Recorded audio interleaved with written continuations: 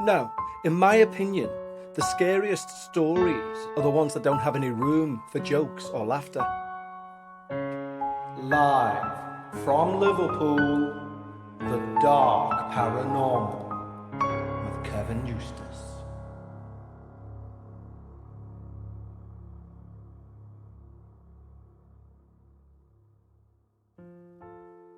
Welcome to the Dark Paranormal. I'm your host, Kevin Eustace. And firstly, I want to say thank you for the feedback on episode 1.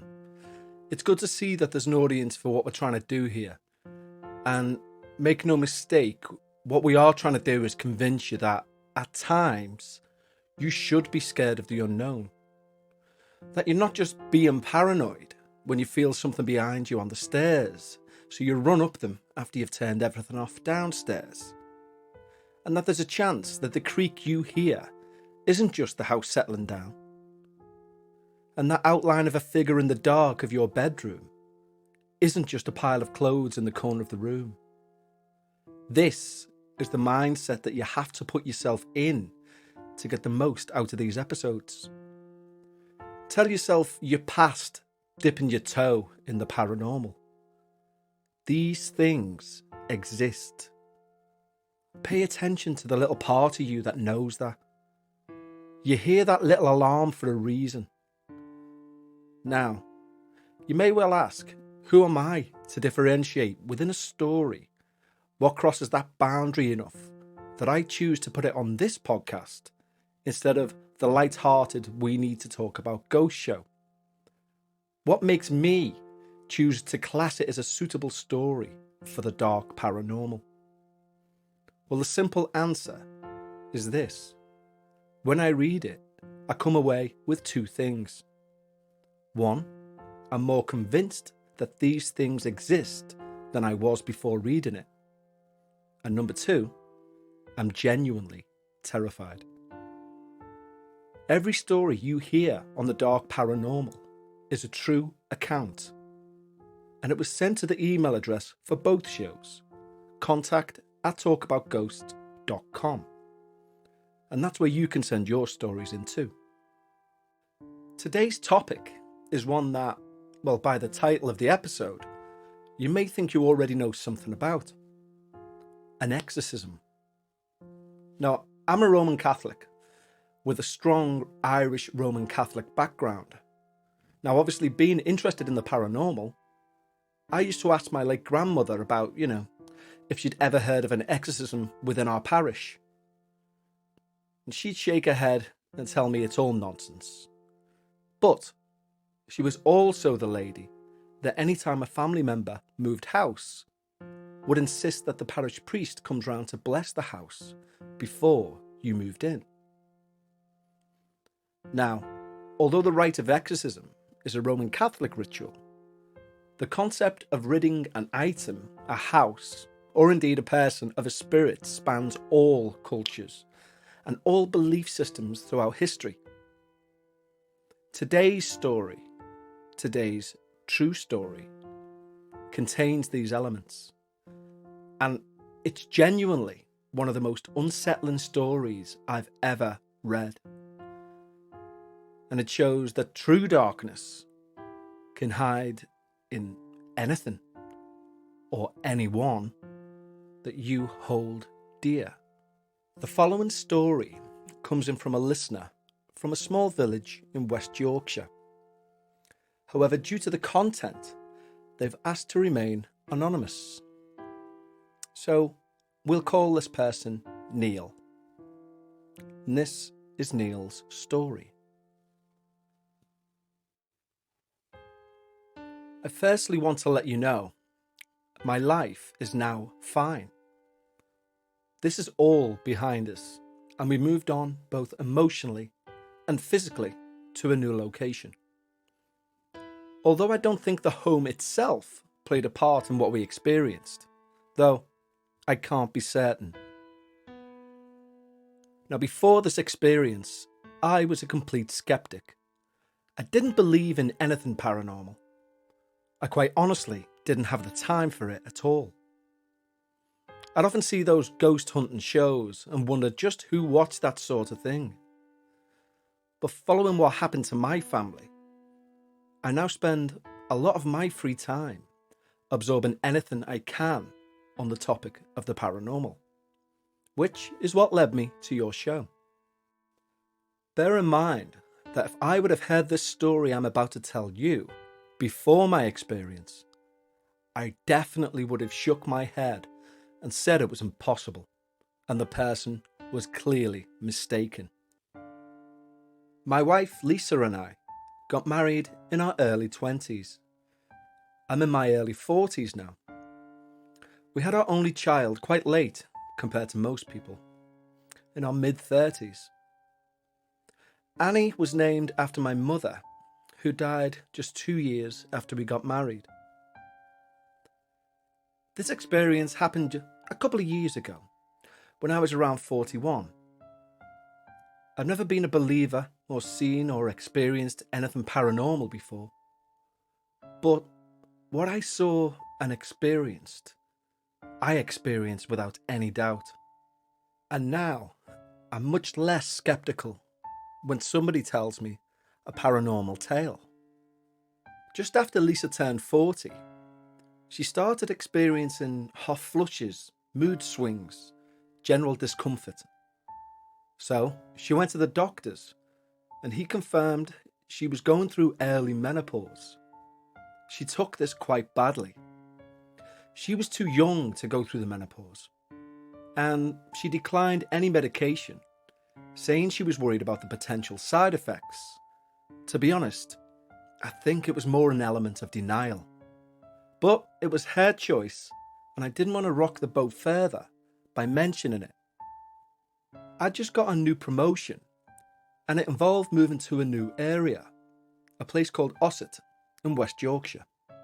And in truth, we were all struggling with the change. Annie was having difficulty adjusting to her new school, and she was only 6 at the time, so hadn't been in her old school that long, and so struggled with things that they did differently there. Now Lisa is an experienced telesales rep, and even though she'd been really highly regarded in her last job, she was struggling to find another role and didn't want to have to settle for an entry-level minimum wage job that was all she could seem to find. So they were both a bit tense, and although I liked my new job, we were all a bit anxious. One of Lisa's friends from our old town came to visit and see the new house, which I thought would perk Lisa up a bit. She was a bit witchy, a bit Mother Earth, but a nice person, and she brought both us and Annie a housewarming present each. I put Annie to bed and we had dinner together. I tried to give them some space, so cleaned up, made myself look busy. They were drinking wine late into the night, and I was glad Lisa had some time to unwind. Eventually, as usually happens when this particular friend comes round, her tarot cards came out. I saw this as harmless fun. I know Lisa's done them before, and I was just kind of leaving them to it. I could hear in general it seemed to be a very good reading, but I did hear her tell Lisa, "Be careful what comes out of you," which I thought was a weird thing to say. Not long after, we got into a stupid argument at dinner time. I can't even remember what it was about now. Something so daft.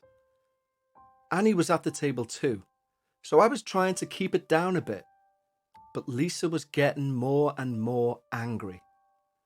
I tried to calm it down, but it seemed to make her worse. Then I got angry with her for overreacting, but still tried to keep my voice low. She, however, was getting more and more wound up. Her face went red and she just screamed with frustration. Then the shelf behind her fell down, smashing the plates that were on it all over the floor. Annie burst into tears and ran to her room, and I was stunned into a shocked silence. The shelf smashing seemed to break her out of her frustration, and we both mutely concentrated on cleaning up the shards. We didn't speak much that night. I went to calm Annie and put her to bed, and I went to bed myself.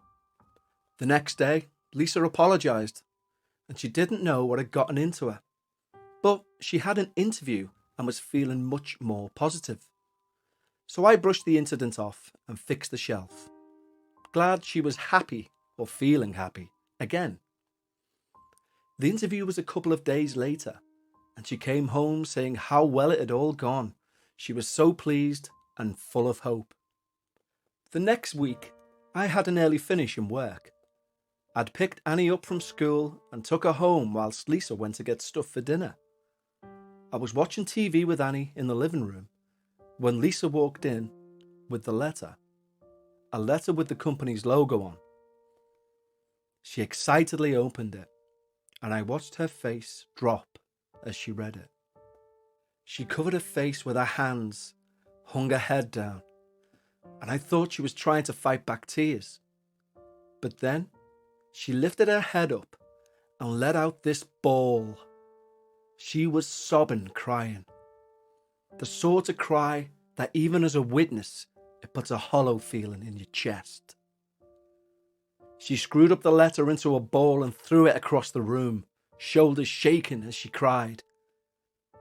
Then the TV started flicking through the channels, and the volume went up to max. I thought the remote must be trapped in the couch cushions, or someone had sat on it or something. So through the pandemonium of Lisa bawling and the TV at max volume, I tried to find it in vain. And then I saw it on the windowsill, untouched. I turned the TV off and Lisa went upstairs. I decided to try and let her cool off and turned to make sure Annie was okay. But she was quietly making her way up to her room. Over the next few days, Lisa got increasingly snappy at both of us and everything else. One evening she got so upset and told me she'd started seeing things that weren't there. I asked her, well, like what?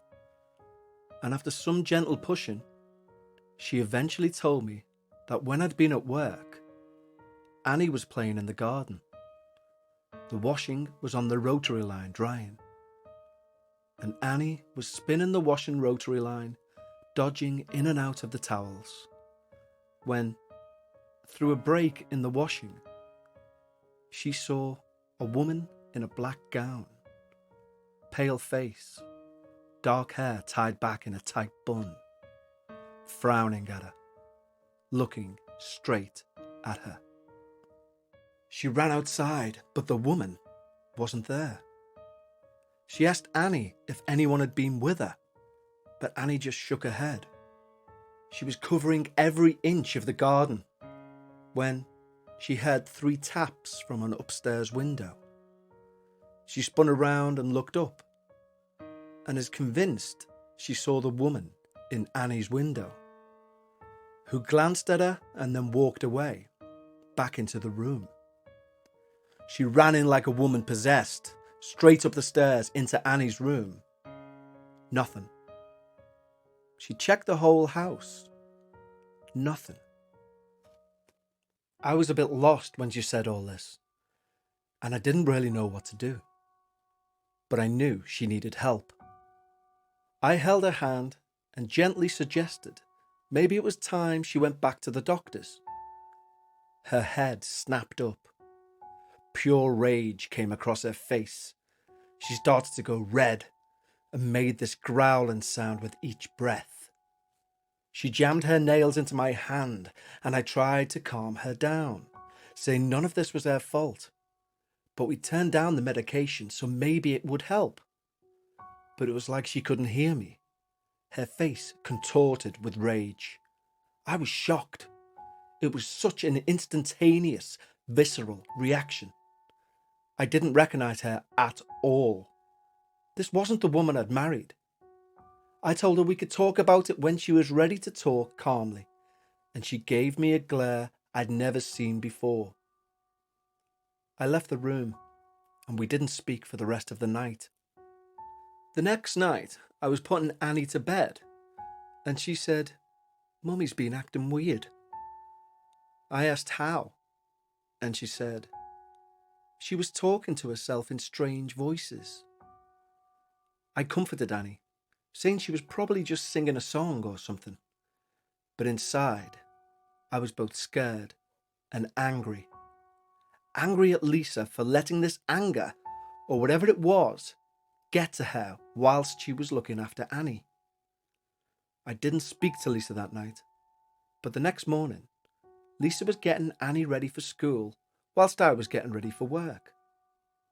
Annie couldn't find her exercise book with her homework in that she'd done the night before. And Lisa got really riled up. She went from 1 to 100 straight away and was throwing things out of the way trying to look for the book. I wasn't happy with how angry she was getting in front of Annie again and went to try and calm her down. But again, she was on an upward spiral and just got more and more angry. Then, the dining room chair moved by itself, dragged from the table, shot across the laminate floor and hit the wall on the other side of the room. Annie screamed and clung to me, and this seemed to snap Lisa out of her rage. She was just normal Lisa again. We made wide-eyed eye contact and were stunned by what had just happened. We were both running so late, I tried to even laugh it off, especially with Annie, and we went to work. That night, after Annie went to bed, I brought it up. Lisa was still stunned and scared by it and didn't know what it was. But she said she felt like she was the focus of something, like there's something around her, night and day, taking over her life. Now, I had to admit, I'd felt a palpable heaviness in the house, especially over the last few weeks. I felt it when I walked through the door, like a down, heavy feeling. A thick atmosphere. You could, proverbially, cut it with a knife. I thought it was just the tension between us, but now I wasn't sure. Lisa suggested talking to her friend about it, the witchy one I'd mentioned before, but she was on holiday. Lisa rang her anyway. The woman recommended a friend of hers, a guy who could do a clearing for Lisa and the house. Lisa was really keen to try, but I was a bit skeptical, but thought even if it only works psychosomatically for Lisa, it might help stop the negativity. So we made an appointment with this guy. We put Annie to bed early the night he was coming. He arrived, and as I expected, was a bit weird. His eyes were darting round the place, and I felt uneasy around him. But we told him everything that had gone on. He was incredulous when Lisa mentioned the tarot cards. Said it should never have been done if she was feeling unwell, emotionally or physically. Said it's a powerful thing that should only be done when everyone is sound and stable, and that we'd basically opened a door we didn't understand, and it needed to be shut. Lisa seemed to be really taking all of this in. Inwardly, I was rolling my eyes, but outwardly, I was doing my best, polite, "I believe you" face. Then he began.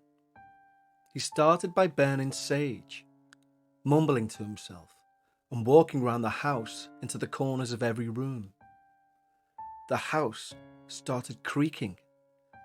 Then we jumped as we heard bangs from the walls and the ceilings. Lisa closed her eyes and started breathing really heavily, similar to like she did when I held her hand. I didn't know what to do, but it was bizarre. It definitely seemed like there was a force that we couldn't see, charging around the house. The guy then got us all back in the dining room and got the three of us holding hands. Lisa continued to keep her eyes closed, and the guy was chanting something in a language I didn't recognize. I could feel like an electricity in the room, swirling all around us. And though I couldn't physically see anything, I could sense exactly where it was. The lights flickered. All the phones started ringing, mine and Lisa's mobile, the landline, all at once. Then there was a bizarre, deep, really deep growl that seemed to come from the house itself. It must have only lasted about a second. Then, like a switch, everything flicked back to normality. The lights were fine, and I couldn't sense anything at all. All was calm. The guy looked up. He smiled, and he said, "It's gone." And he made his own way out. We were both too stunned to do much more than thank him. We turned to each other when he left, and Lisa asked me what I thought. Personally, I could sense a real shift, like something's been lifted. It felt like a new house. The energy was back. There was no cloud pushing me down. I could genuinely feel that something had gone. Lisa said, to be honest, she didn't really feel any different, but that if I could sense a difference, clearly something's happened. Over the next few days, normality resumed. Annie seemed happier in school, and Lisa had agreed to start a course of medication. She seemed so much calmer that there was a plan in place, like her old self again. One night, I was putting Annie to bed, and she asked about the man and woman who came the night she had to go to bed early. I said it was just a man who came round, and he came round to make Mum feel better. Annie replied, "No, a woman came too." I asked her, "What woman?" She said, "A woman wearing black, with her hair tied back like this." And she pushed her hair back tightly across her head. She said, "She told me I might start coughing soon, but not to worry." I was really alarmed at this. And what message was this woman trying to give my daughter? I asked her what happened. Annie said, "I did have a few little coughs, but then one really big one. It looked like smoke. It got all smoky coming out of my mouth." She said the woman took the smoke with her and walked away. I suddenly realised that for each and every unusual event we'd seen, Annie had been there too. I didn't tell Lisa. I can't quite explain why. And Annie has never mentioned it since. Some of you may have picked up on the town that Neil moved to, Ossett in West Yorkshire. It hit the headlines in 1974 due to an exorcism. One of its residents, Michael Taylor, received an alleged exorcism by the hands of a religious group. 2 days later, he was found by police, naked, covered in blood. When asked by the police what he was doing, he replied, "It is the blood of Satan." It turns out the exorcism was not successful, and he just murdered his wife in cold blood. But the key thing I want to take from Neil's story, that I want you to take from Neil's story, is that sometimes the darkness isn't coming from the place you'd expect. Stay safe, and I'll speak to you next time on the Dark Paranormal.